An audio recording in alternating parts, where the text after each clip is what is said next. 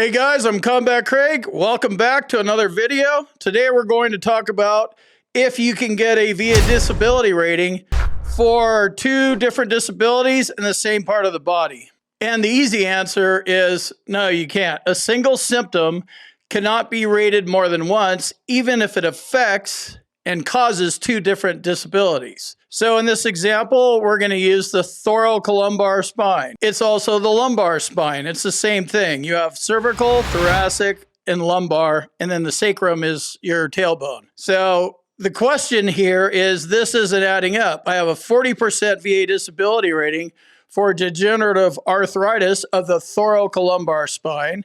And then I also have a 10% VA disability rating for degenerative disc disease in the lumbar spine. So the common thread here is the lumbar part. Lumbar spine, thoracolumbar spine. This is the same body part. So you could have different readings in your cervical, thoracic, and lumbar, but you can't have two different readings in your lumbar spine. So this veteran's trying to figure out, I got a 40% rating for the arthritis and then a 10% rating for the DDD. What gives? Why doesn't it add up to 10%? Check out my video on the combined ratings table for that one.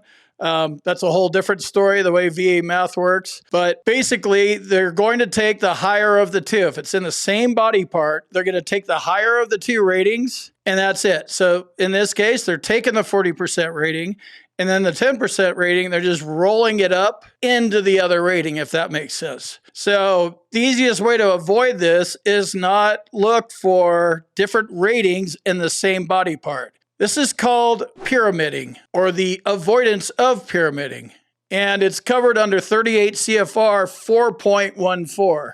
The evaluation of the same disability under various diagnoses is to be avoided. So same disability, different diagnostic codes, it's the symptoms. Disability from injuries to the muscles, nerves, and joints of an extremity may overlap to a great extent so that special rules are included in the appropriate bodily system for their evaluation. So basically this means that you can't be rated for, the same body part twice. It's called pyramiding. So VA has a law about this, and let's talk about how you can, get around something like this. First of all, when I first found out about this pyramiding thing, I was kind of bummed, but this is one of those things.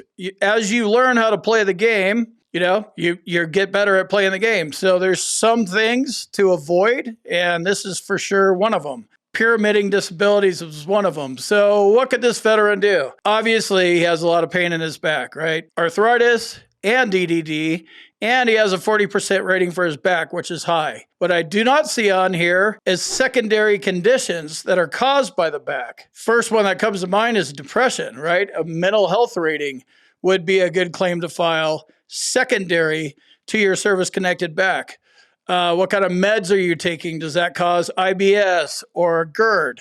That might be another one. Maybe your back has caused sleep apnea. So sleep apnea is secondary to your back. It just really depends on what disability you have and then how your back is causing it. And then, of course, you're going to need to have a current diagnosis, current symptoms, and a nexus for this. And in order to make this claim stick, get that from a doctor.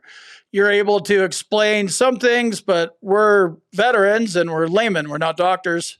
So we can only speak about, the likelihood of something being connected and should be service connected a little bit. It doesn't carry much weight once you are adjudicating your claim or when the VA rater is adjudicating your claim. So you want to get a private doctor, VA any doctor, qualified medical professional. Could be an RN. I wouldn't recommend an RN or a PA. I would get a doctor because you're going to a C&P exam and he's going to be a doctor most likely. So have a doctor go up against the doctor. If you want to learn more about the VA claims process, check out my boot camp. There's a link in the description at combatcraig.com. Let's go over a couple of other things about pyramiding that you should know about. So how does the VA restrict pyramiding? The difficult part about this is that the veteran will need to prove that they suffer from a multitude of symptoms without overlapping symptomatology and diagnostic codes. So when you're in the same body part, I guess it's the lumbar, right? You're going to have overlapping symptoms. Arthritis causes symptoms that are exactly the same, if not barely different, than degenerative disc disease. So you're going to need, it's too hard to weave this stuff in and out.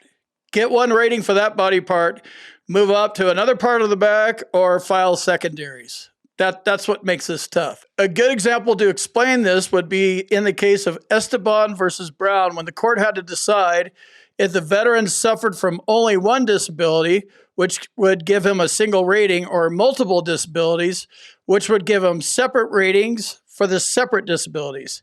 In this case, the veteran suffered from three conditions: disfiguring scars, painful scars, and facial and muscle damage. The court ultimately decided to not separate these conditions and rated them as one condition as a whole.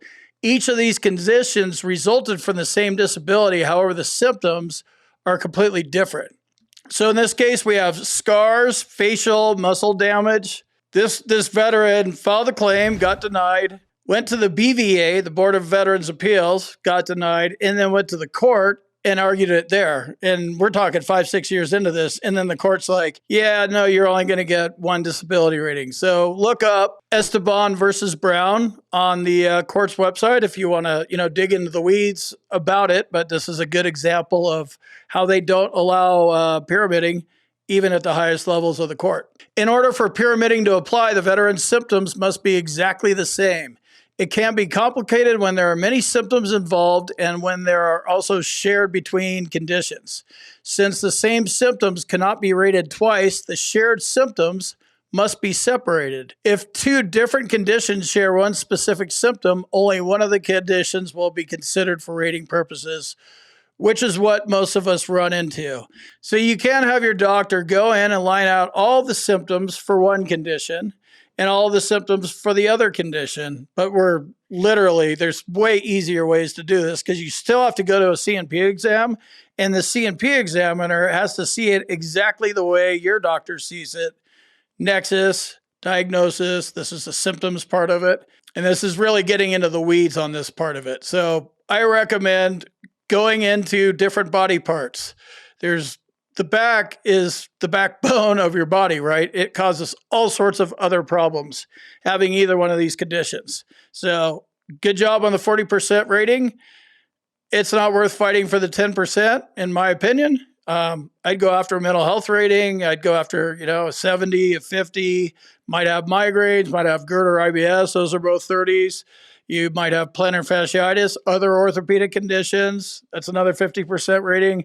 So there's a lot of other ways to go that are easier, where you just completely avoid pyramiding. It's difficult to see how the VA rater is going to see it, how the C&P examiner is going to see it when you're dealing with one body part and multiple disabilities. If you just separate them completely away and, got my back here, got my feet here, got my mental health over here, you just keep moving it around. It's easier to win that way. You're going to need medical evidence to win your claim. If your private doctor or VA doctor won't provide it for you, check out my med team. There's an email address in the description. They can help you out with your missing medical evidence. So another place pyramiding shows up is in mental health claims. When it comes to mental health disorders like depression, PTSD, anxiety, they're not going to be rated separately.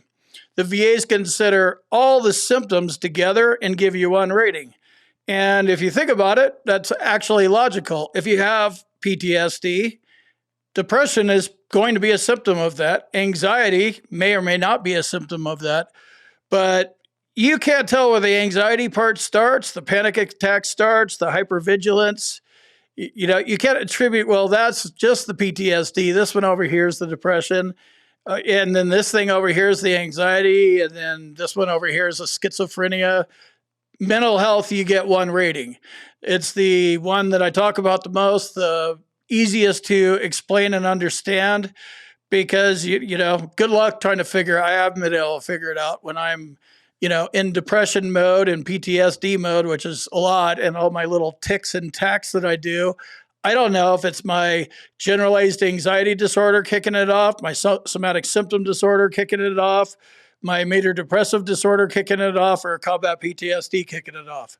So I understand the concept because it's probably all of them kicking it off. So I wanted to explain pyramiding a little bit, show you an example. Mental health is a good example as well as orthopedic conditions. Moral of the story here is don't do it. There's easier claims to file and file secondaries because your back or your mental health cause other problems in your body, the meds you take. Who knows what it is? We all have different disabilities. We all have to prove them differently based on the evidence that we have. And then it comes down to, will your doctor write it? Will they, a doctor has to be on board. They're licensed, right? They have an NPI number. So they have to write an opinion that's logical. They're not going to just write whatever you want written. So with that said, if you want to learn more about the VA claims process, check out my boot camp at combatcraig.com. If you need medical evidence, email my med team.